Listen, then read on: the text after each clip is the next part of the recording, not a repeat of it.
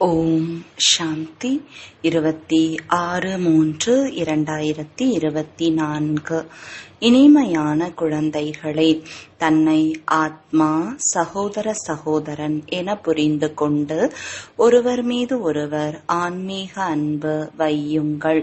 சதோ பிரதானமாக வேண்டும் என்றால் யாருடைய குறைகளையும் வர்ணனை செய்யாதீர்கள். கேள்வி: எந்த ஆதாரத்தில் பாபாவிடமிருந்து பல மடங்கு ஆஸ்தியை அடைய முடியும்? பதில்: பாபாவிடமிருந்து பல மடங்கு ஆஸ்தி அடைய நினைவு யாத்திரையில் இருங்கள். ஒரு தந்தையை தவிர மற்ற அனைத்து விஷயங்களையும் மறந்து விடுங்கள். இவர்கள் இப்படி செய்கிறார்கள், அவர்கள் அப்படி செய்கிறார்கள். இந்த விஷயங்களில் நேரத்தை வீணாக்காதீர்கள். குறிக்கோள் மிகவும் உயர்வானது. ஆகையால் எப்போதும் சதோ பிரதானமாவதற்கு லட்சியம் வையுங்கள். பாபாவின் அன்பில் மின்னிக் கொண்டு இருங்கள். தன்னை சூட்சுமமாக சோதித்துக் கொண்டே இருங்கள். அப்போது முழுமையாக சொத்தை அடைய முடியும். ஓம் சாந்தி. இப்போது இங்கே அமர்ந்துள்ள குழந்தைகளாகிய உங்களை எல்லையற்ற தந்தை மீண்டும் சதோ பிரதானமாக மாற்றிக்கொண்டு இருக்கிறார் என நீங்கள் அறிந்துள்ளீர்கள். முக்கியமான யுக்தி: தன்னை ஆத்மா, சகோதர சகோதரன் என புரிந்து கொள்ளுங்கள் என்று கூறுகிறார். உங்களுக்கு மிக மிக ஆன்மீக அன்பு இருக்க வேண்டும் என முக்கியமான அறிவுரையாக சொல்கிறார். முதலில் உங்களிடம் இருந்தது, இப்போது இல்லை. மூலவத்தனத்தில் அன்பின் விஷயம் எதுவும் இருக்காது. குழந்தைகளே, தற்சமயம் நீங்கள் கீழே இறங்கி காலம் கடந்து போய்கொண்டே இருக்கிறது என எல்லையற்ற தந்தை வந்து ஞானத்தை கற்பிக்கிறார். நாள், மாதம், வருடம் கழிந்து போய்கொண்டிருக்கிறது. நீங்கள் லக்ஷ்மி நாராயணனாக இருந்தீர்கள் என பாபா கூறுகிறார். யார் உங்களை அவ்வாறு மாற்றியது? பாபா, நீங்கள் எவ்வாறு கீழே இறங்கினீர்கள் என்பதை பாபா தான் கூறுகிறார். மேலிருந்து கீழே இறங்கி இறங்கி நேரம் சென்று கொண்டே இருக்கிறது. அந்த நாள் சென்றது, மாதம் சென்றது, வருடம் சென்றது, நேரம் சென்றது. முதலில் நாம் சதோ பிரதானமாக இருந்தோம் என அறிகிறீர்கள். தங்களுக்குள் மிகவும் அன்பு இருந்தது. சகோதரர்களாகிய உங்களுக்குள் மிகவும் அன்பு இருக்க வேண்டும் என சகோதரர்களாகிய உங்களுக்கு பாபா சொல்லிக் கொடுக்கிறார். நான் உங்களுடைய தந்தையாக இருக்கிறேன். நான் எவ்வளவு அன்போடு உங்களை பாதுகாத்து வளர்க்கிறேன். உங்களை தமோ பிரதானத்திலிருந்து சதோ பிரதானமாக மாற்றுகிறேன். உங்களுடைய குறிக்கோள் சதோ பிரதானமாக மாறுவதுதான். எவ்வளவுக்கு எவ்வளவு சதோ பிரதானமாக மாறுகின்றீர்களோ அவ்வளவு மகிழ்ச்சியில் வருவீர்கள் என அறிகிறீர்கள். நாம் சதோ பிரதானமாக இருந்தோம். நாம் சகோதர சகோதரன், நமக்குள் மிகவும் அன்போடு இருந்தோம். இப்போது பாபா மூலமாக தேவதைகளாகிய நாம் மிகவும் அன்போடு இருந்தோம் என தெரிந்து கொள்கிறோம்.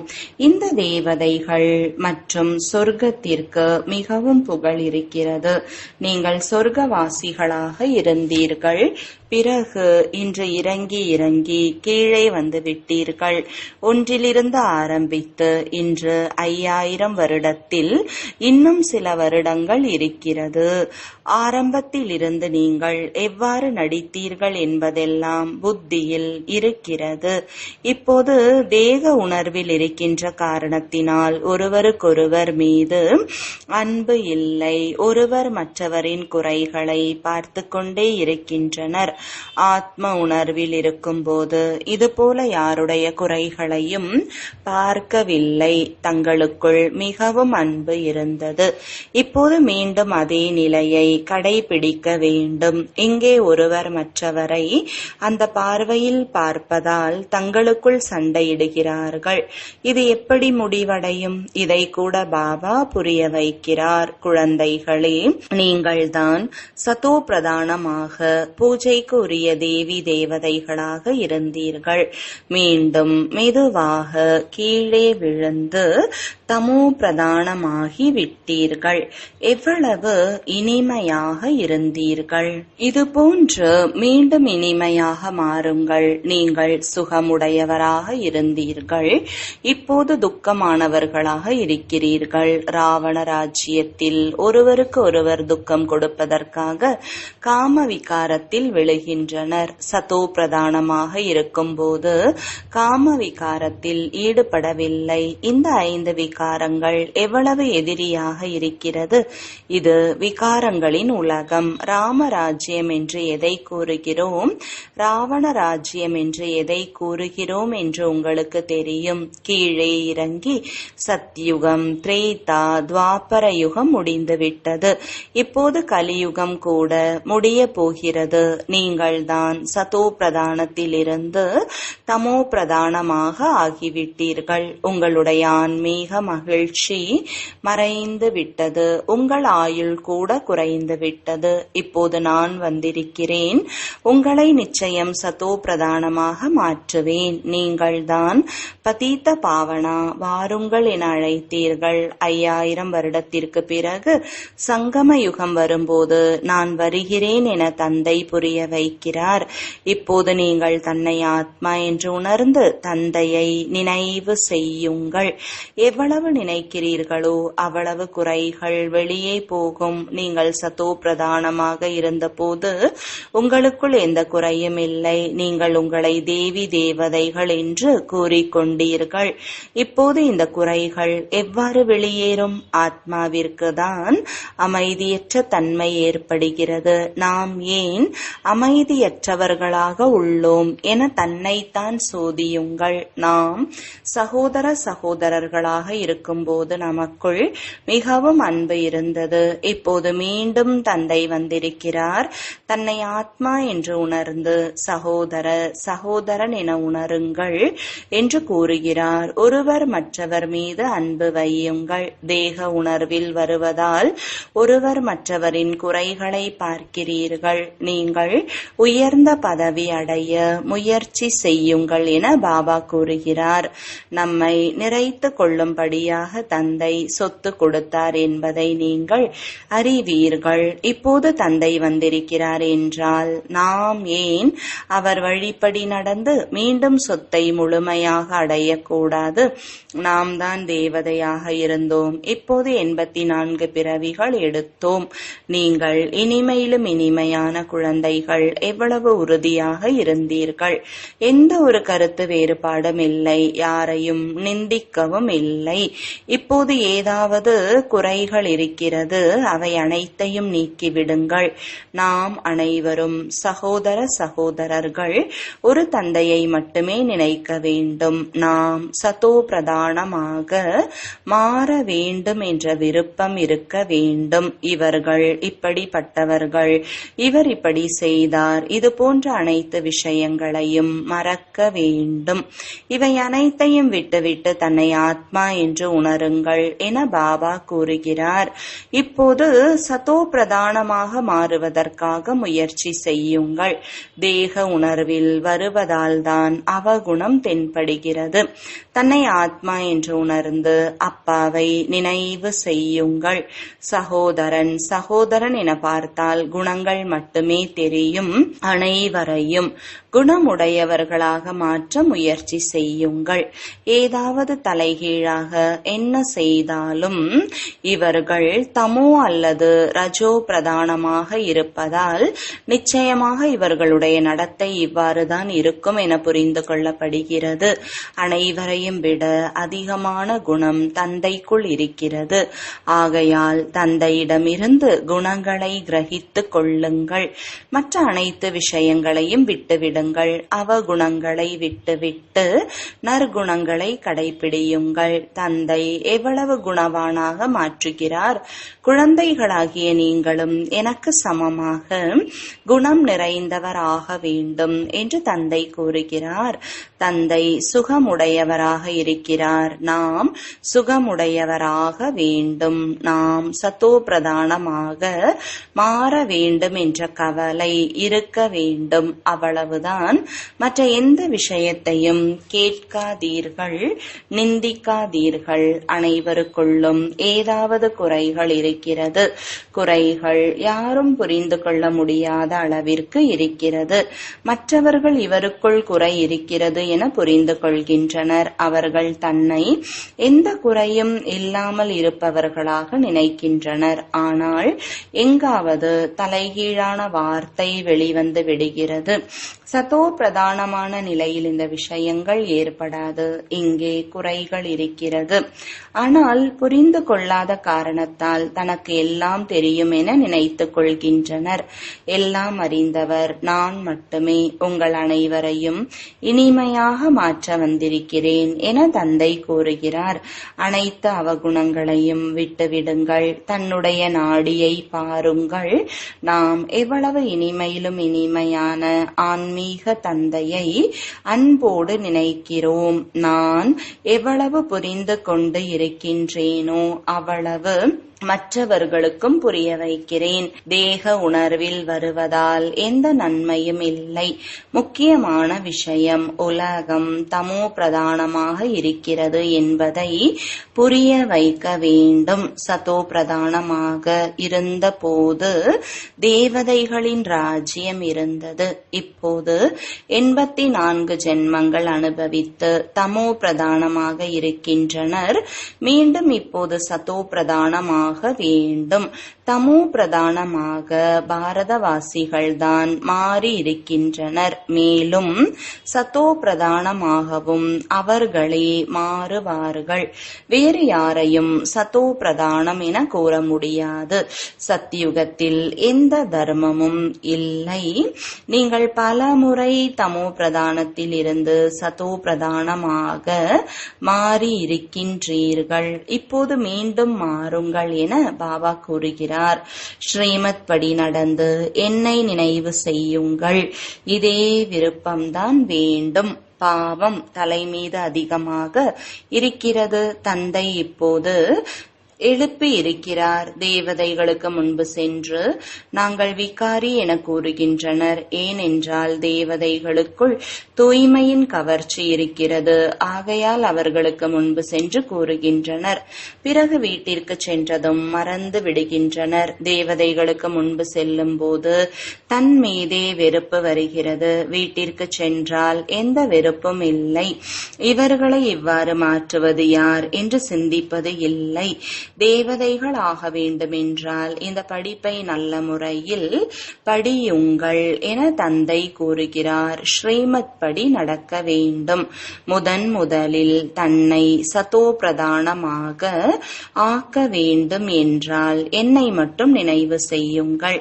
வேறு எந்த வீண் விஷயத்தையும் பேசாதீர்கள் என தந்தை கூறுகிறார். நாம் இப்படி மாற வேண்டும் என்று தனக்குத்தானே ஆர்வம் வையுங்கள். நீங்கள்தான் ஆதி சனாதன தேவி தேவதா தர்மத்தினர். பிறகு எங்கே சென்றீர்கள் என்பதை பாபா கூறுகிறார். இவர்களுடைய 84 ஜென்மங்களின் கதை எழுதப்பட்டிருக்கிறது.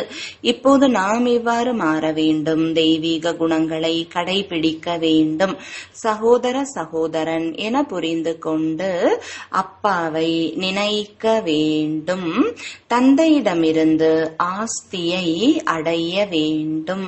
இகழ்ச்சி புகழ்ச்சி அனைத்தும் செய்து வந்தோம் என புத்தியில் வர வேண்டும். உண்மையில் புகழ் என்பது ஒன்றுமில்லை, நிந்தனை இருக்கிறது. ஒருவரை ஒரு பக்கம் புகழ்கின்றனர், மற்றொரு பக்கம் நிந்திக்கவும் செய்கின்றனர். ஏனென்றால் ஒரு பக்கம் தந்தைக்கு புகழ் பாடுகின்றனர், மற்றொரு பக்கம் சர்வ வியாபி என்று கூறிவிடுகின்றனர். ஏனென்றால் அறிந்து கொள்ளவில்லை. கல்லிலும் முள்ளிலும் பரமாத்மா என்று சொல்வதால் முகம் தெரியாதவர்களாக ஆகிவிட்டனர். விநாச காலத்தில் தந்தையை புரிந்து கொள்ளாத புத்தி இருப்பதால் அழிவுதான் ஏற்படும். விநாச காலத்தில் சரியாக அறிந்துள்ள புத்தி வெற்றியை தரும். எவ்வளவு முடியுமோ தந்தையை நினைப்பதற்கு முயற்சி செய்யுங்கள். முன்பு கூட நினைவு செய்தீர்கள். அது பலரின் நினைவாக இருந்தது. அநேகரை நினைவு செய்தீர்கள். இப்போது ஒரே ஒருவரின் நினைவில் இருங்கள் என்று தந்தை கூறுகிறார். என்னை மட்டுமே நினைவு செய்யுங்கள். பக்தி மார்க்கத்தில் அநேக சித்திரங்கள் இருக்கின்றன. அவற்றையெல்லாம் நீங்கள் நினைவு செய்து வந்துள்ளீர்கள். இப்போது மீண்டும் சதோ பிரதானமாக வேண்டும். அங்கே நினைப்பதற்கு பக்தி மார்க்கமே இல்லை. நாம் சதோ பிரதானமாக எப்படி மாறுவது என்ற கவலை கொள்ள வேண்டும் என்று பாபா கூறுகிறார். இந்த சிருஷ்டி சக்கரம் எவ்வாறு சுழல்கிறது என்ற ஞானம் கிடைத்து விட்டது. அது எளிதாக இருக்கிறது. நன்று. சிலருக்கு வாய் மூலமாக புரிய வைக்க முடியாது. ஆனால் நாம் சதோ பிரதானத்திலிருந்து தமோ பிரதானமாக எப்படி மாறுகிறோம் என்பது நம்பிக்கை புத்தியில் வரும். இப்போது மீண்டும் சதோ பிரதானமாக நிச்சயம் மாற வேண்டும். யாராவது பேச முடியவில்லை என்றால் அவர்களுடைய அதிர்ஷ்டம் அவ்வளவுதான் என கூறுவார்கள். விதியும் அப்படி உள்ளது. பேட்ஜை வைத்து புரிய வைப்பது எளிது. இவர்தான் எல்லையற்ற தந்தை பாபா. மிகவும் எளிதான வழியை தெரிவித்திருக்கிறார். இவரிடமிருந்துதான் ஆஸ்தி கிடைக்கிறது. தந்தை நிச்சயமாக சொர்க்கத்தை உருவாக்குகிறார். அதையும் அவசியம் இங்கேதான் செய்வார். சிவ ஜெயந்தி என்றால் சொர்க்கத்தின் ஜெயந்தி. சொர்க்கத்தில் தேவி தேவதைகள் இருக்கிறார்கள். மீண்டும் அவர்கள் எப்படி அவ்வாறு ஆனார்கள்? அவர்கள் இந்த புருஷோத்தம சங்கம யுகத்தில் படிப்பினால் மாறினார்கள். குழந்தைகளாகிய உங்களுக்கு புரிந்து கொள்ளும் திறன் கிடைத்திருக்கிறது. மீண்டும் மற்றவர்களுக்கு கூட இதை புரிய வைக்க வேண்டும். உங்களுடையது எளிதான ஞானம் மற்றும் எளிதான யோகம், எளிதான சொத்து. ஆனால் இங்கே சிலர் ஒரு நயா பைசா அளவு சொத்து பெறக்கூடியவராகவும் இருக்கின்றனர். சிலர் பல கோடி மடங்கு சொத்தை அடையக்கூடியவராகவும் இருக்கிறார்கள். அனைத்து பதவியும் படிப்பில்தான் இருக்கிறது. நினைவு யாத்திரையால் மற்ற அனைத்து விஷயங்களையும் மறந்து விடுங்கள். இவர்கள் இப்படிப்பட்டவர்கள். இதில் நேரத்தை வீணாக்காதீர்கள். குறிக்கோள் மிகவும் உயர்ந்தது. சதோ பிரதானமாக மாறுவதில்தான் மாயை தடையை ஏற்படுத்துகிறது. படிப்பில் தடை எதுவும் இல்லை. நமக்கு படிப்பின் மீது எவ்வளவு அன்பு இருக்கிறது என தன்னையே பாருங்கள் என பாபா கூறுகிறார். அன்பு என்பது தந்தையுடன் நிரந்தரமாக இருக்க வேண்டும். சொல்லிக் கொடுக்கக்கூடியவர் தந்தை. இவருடைய ஆத்மா கற்பிக்கவில்லை. இவர் கூட கற்றுக்கொள்கிறார். பாபா, தாங்கள் எங்களை எவ்வளவு புத்திசாலியாக மாற்றியிருக்கிறீர்கள். உயர்ந்ததிலும் உயர்ந்தவர் நீங்களே. பிறகு மனித சிருஷ்டியில் கூட நீங்களே எங்களை எவ்வளவு உயர்ந்தவர்களாக மாற்றுகிறீர்கள். இது போன்று உள்ளுக்குள் தந்தையின் புகழை பாராட்ட வேண்டும். தந்தையே, நீங்கள் எவ்வளவு அதிசயம் செய்கின்றீர்கள். தந்தை கூறுகிறார், குழந்தைகளே, நீங்கள் மீண்டும் உங்கள் ராஜ்யத்தை அடையுங்கள். மகிழ்ச்சியோடு என்னை மட்டும் நினைவு செய்யுங்கள். நாம் பாபாவை எவ்வளவு நினைக்கிறோம் என தன்னையே கேளுங்கள். மகிழ்ச்சியை போன்ற சத்தான உணவு வேறு எதுவும் இல்லை என்பார்கள். பாபாவை சந்திப்பது கூட மகிழ்ச்சிதான். ஆனால் இவ்வளவு மகிழ்ச்சி குழந்தைகளுக்கு உள்ளே இருப்பது இல்லை. அப்படி இருந்தால் மிகவும் மகிழ்ச்சியாக இருக்க வேண்டும் என விவேகம் கூறுகிறது. இந்த படிப்பால் நாம் ராஜாவாக ஆகிறோம். எல்லையற்ற தந்தையின் குழந்தைகள் நாம். பரம தந்தை நம்மை படிக்க வைக்கிறார். பாபா எவ்வளவு இரக்க மனமுடையவராக இருக்கிறார். எப்படி வந்து குழந்தைகளாகிய உங்களுக்குள் புது புது விஷயங்களை கூறுகிறார். இப்போது உங்களுடைய புத்தியில் மிகவும் புது புது விஷயங்கள் இருக்கிறது. இவை வேறு யாருடைய புத்தியிலும் இல்லை. நல்லது. இனிமையிலும் இனிமையான, காணாமல் போய் கண்டெடுக்கப்பட்ட செல்லமான குழந்தைகளுக்கு தாயும் தந்தையுமாகிய பாப் தாதாவின் அன்பு நினைவுகள் மற்றும் காலை வணக்கங்கள். ஆன்மீக குழந்தைகளுக்கு ஆன்மீக தந்தையின் வணக்கங்கள். ஆன்மீக தந்தைக்கு ஆன்மீக குழந்தைகளின் அன்பு நினைவுகளும் வணக்கங்களும். தாரணைக்கான முக்கிய சாரம். முதலாவது, ஆத்ம உணர்வின் நிலையை கடைபிடித்து சுகமுடையவராக ஆக வேண்டும். பிறருடைய பிறருடைய குறைகளை சிந்திக்காதீர்கள். தங்களிடையே ஒருவருக்கொருவர் மிக மிக அன்போடு இருங்கள். கருத்து வேறுபாட்டில் வராதீர்கள். 2வது, மற்ற அனைத்து விஷயங்களையும் விட்டு ஒரு தந்தையிடமிருந்து குணத்தை கிரகித்துக் கொள்ளுங்கள். சத்தோ பிரதானமாக மாற வேண்டும் என கவலைப்படுங்கள். பிறருடைய விஷயத்தை கேட்கக்கூடாது, நிந்தனை செய்யக்கூடாது, எல்லாம் அறிந்தவர் ஆகக்கூடாது. வரதானம்: காலத்திற்கு ஏற்ப சுயம் தங்களை பரிசோதித்து மாற்றம் செய்துவிடக்கூடிய, எப்போதும் வெற்றியாளராக இருக்கும் உயர்ந்த ஆத்மா ஆவீர்களாக. யார் உண்மையான ராஜயோகிகளாக இருப்பார்களோ அவர்கள் ஒரு பொழுதும் எந்த ஒரு நிலையிலும் தளர்ந்து போய்விட மாட்டார்கள். எனவே தங்களை காலத்திற்கு ஏற்ப இதே முறையில் சோதனை செய்யுங்கள். மேலும் சோதனை செய்த பிறகு மாற்றம் செய்து கொண்டு விடுங்கள். சோதனை மட்டும் செய்தீர்கள் சோதனை மட்டும் செய்தீர்கள் என்றால் மனமுடைந்தவர் ஆகிவிடுவீர்கள். என்னிடம் இந்த குறை இருக்கிறது, இது சரியாகி விடுமோ இல்லையோ என்று தெரியவில்லையே என்று யோசிப்பீர்கள். எனவே சோதனை செய்யுங்கள் மற்றும் மாற்றம் செய்யுங்கள்.